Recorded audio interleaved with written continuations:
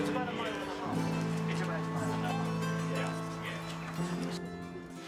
half. And these triple ditches for what? Just for security, really? Defence, Difficult to drop down those. This was enemy territory.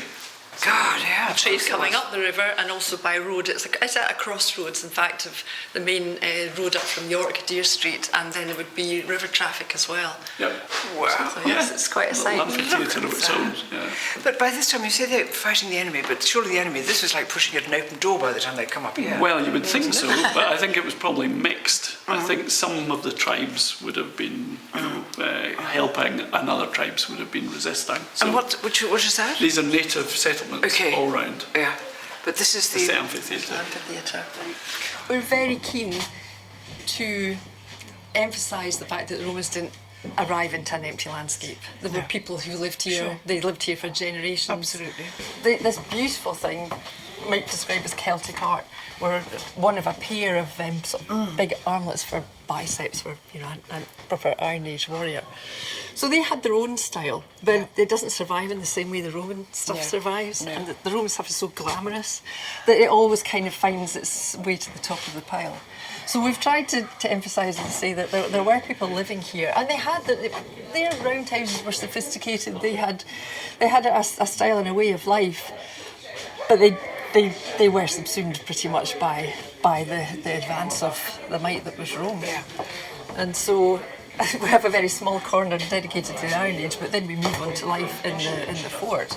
They were so sophisticated that they had water pipes and, life in a sense, as you and I would recognise it, it would be livable. Whereas life in an Iron Age roundhouse was much more primitive. Yes, yes.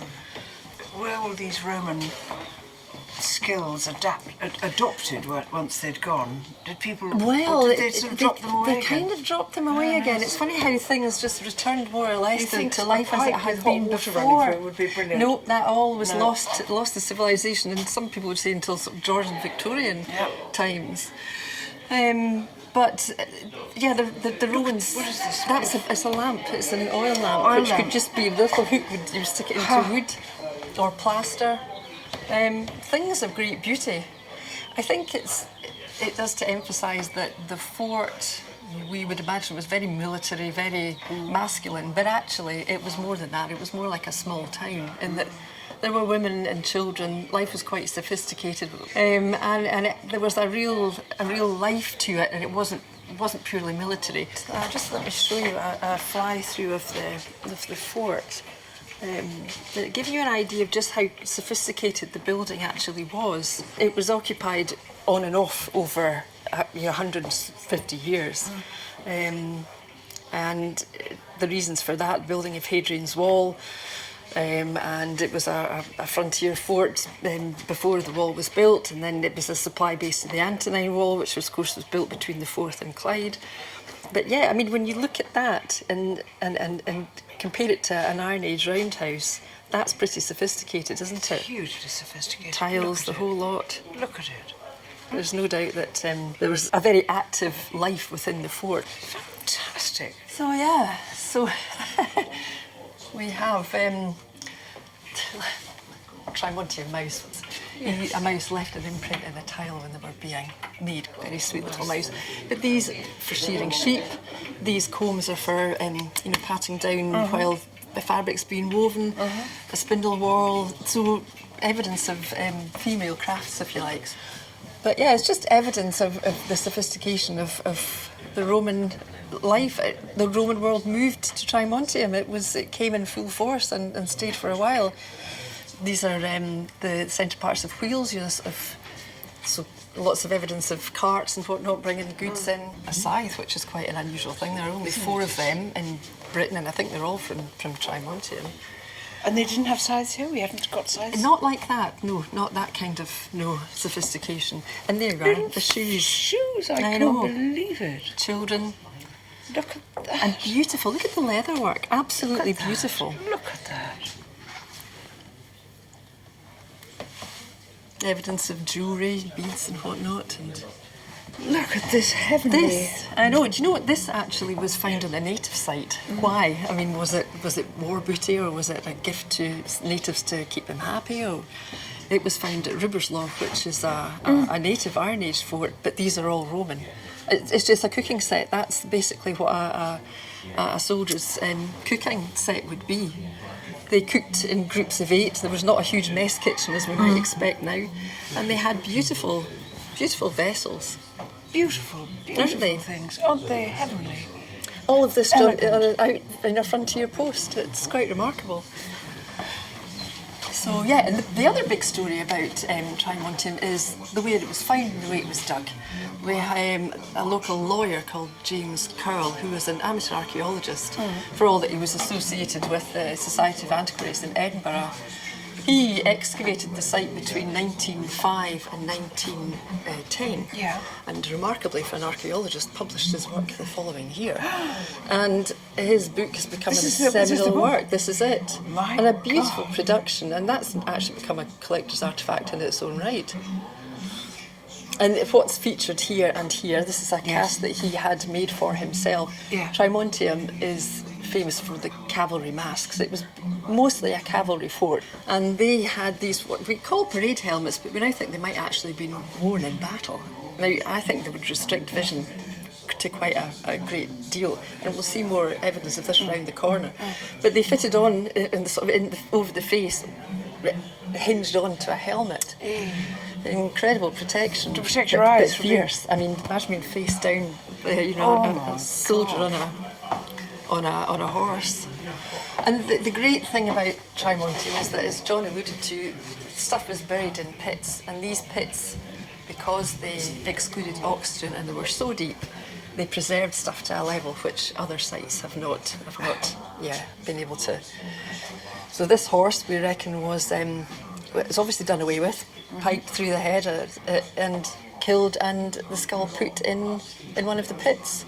Did they kill the horse because they didn't want to leave any spare anything to natives when they finally did come to leave?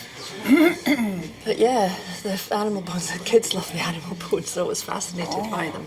And we have found skulls in these pits as well, and had one of them reconstructed. And I don't know how they do this. I know well, they do it digitally now, but when we had this done, it was the old-fashioned way, when you put basically what are matchsticks in a skull replica of the original, and then when you build out from these particular points, there's a depth. That's right. I see. And so once it's an art as well as a science, but once you have worked out the depths of and the sort of makeup of the facial muscles, then you can actually Wouldn't this be interesting? When I'm dead, what I'm going to do is keep my skeleton-y skull, but keep it a secret, and then see if you can remake my face again. Wouldn't that be interesting? See if you get it right. Yes, because we know what you look like. This is a legionary helmet as opposed to a cavalry one. But very effective. Look at it. Neck, shielded, ears. Yeah, it's protected. Bring out the sword down on that mount across the front, and you deflect it.